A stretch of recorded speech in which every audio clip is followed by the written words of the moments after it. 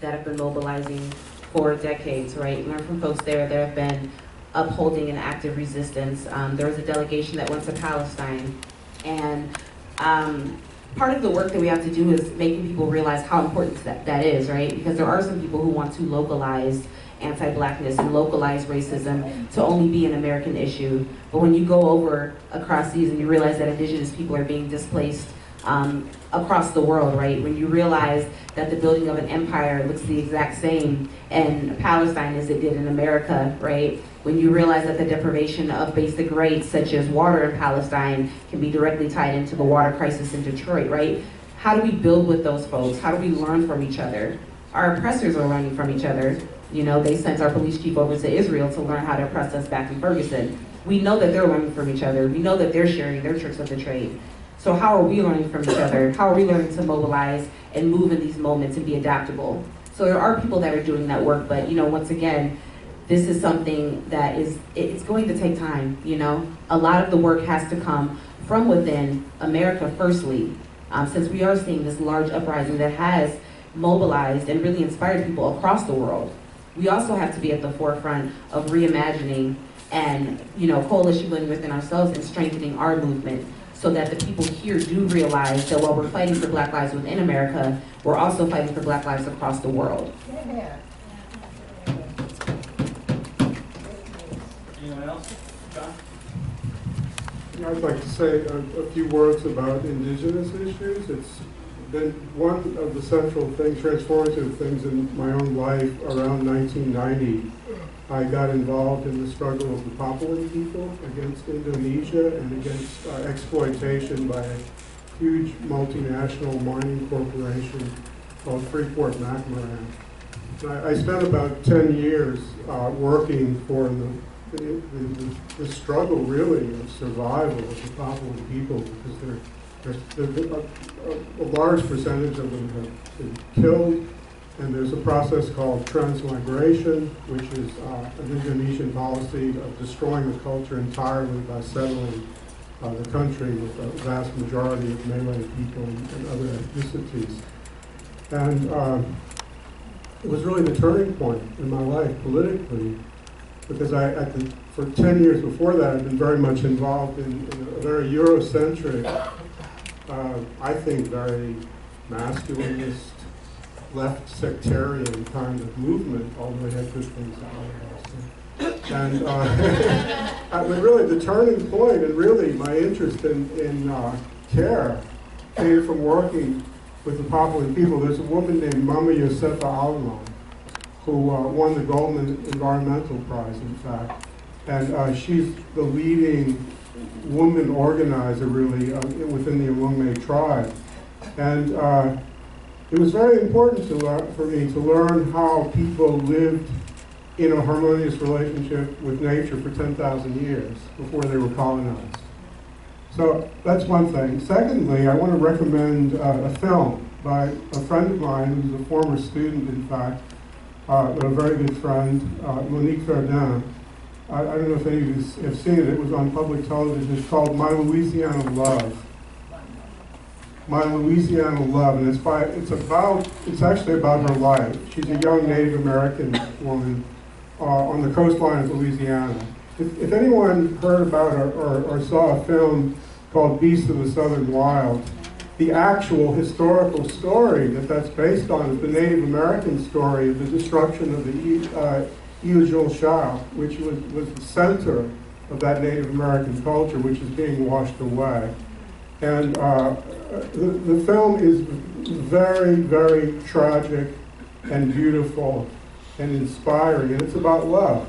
And the thesis is that if we're really going to preserve this planet, preserve the biosphere, and preserve what we have of the human community, we're going to do it through love, above all. Not through fear, not through hatred, not through resentment, but through very deep love, which will allow us to become warriors.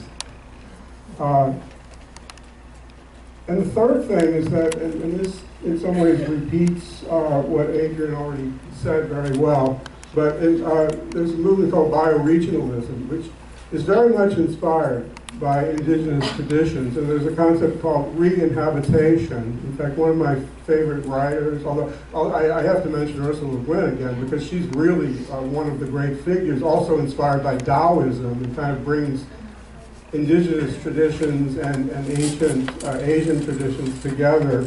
But Gary Snyder, the great ecological poet, is also one of the great inspirations of bioregionalism. And ultimately, the most important things we have to learn, we can learn from indigenous cultures. Because under civilization, we are born guilty. And we have to prove that we're innocent. We call that original sin sometimes. We call it citizenship in some ways of the state. But in an indigenous culture, everyone is a member of one family. And you are born innocent when you're born into the family. And we have to relearn that. And certainly the whole politics of care and ethics of care is quite central to every indigenous culture. So this to me is, we can call it the central question. How, after all of these millennia of domination under civilization, can we get back to a society of care and love and solidarity?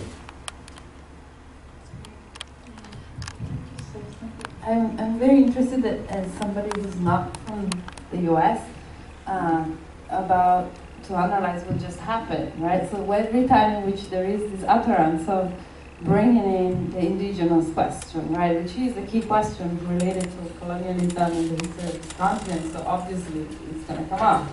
But I always feel like I don't know exactly, or I know very well where it is going to go, and it's a place of guilt, and it's a place of like confession, which is in the end very Christian, in a way, and very paralyzing. And so I always wonder, and I really appreciate what just happened, because it didn't really go there.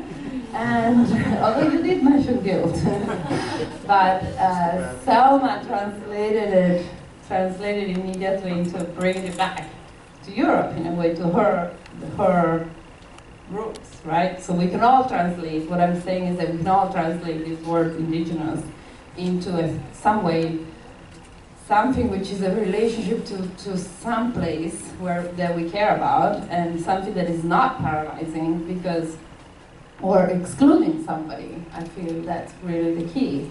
But there is this incredible moments of tension that run across, and so I want to acknowledge that and not pretend that this is not there. And what is the white European doing talking about indigenous people in Japan and California, you know? So every time when I talk about it, I think of two interesting contemporary things that I can offer. One is the French activists, the second, third generation North African activists that have been targeted by the right-wing government in France, who can still consider and call them immigrants, and ban them from displaying, you know, Muslim symbols like the hijab or things that really are part of their identity.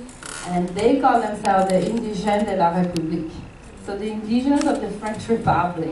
So they're kind of reclaiming this concept of indigeneity to say we're here just as much as you are, even if to displace this idea that the immigrant is always somehow somebody that came later and therefore is going to be a second-class citizen. So in a very creative way, they use the term indigeneity. And also when I go back to Europe, people say, oh my God, Ferguson, all this stuff is happening, or why are Americans so racist? And I start thinking, well, I mean, why don't we look at the way the Romani people are treated in Europe, right? They are stateless people. They're not necessarily the same as the Native Americans in many ways, but Europe has a lot to think about this more than 10 million people's minority who is subject of constant violence from skinheads, constant discrimination from the state, from the welfare. The Romani women have an average lifespan of 38,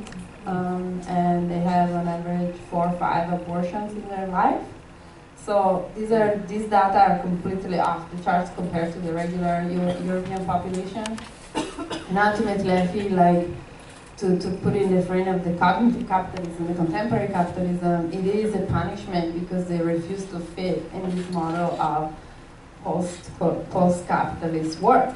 They are pre-capitalist in their conception of life and work in many ways, and they have rejected the idea of wage labor, and they're paying the price not on the basis of their indigenous ethnic, but really for that initial refusal.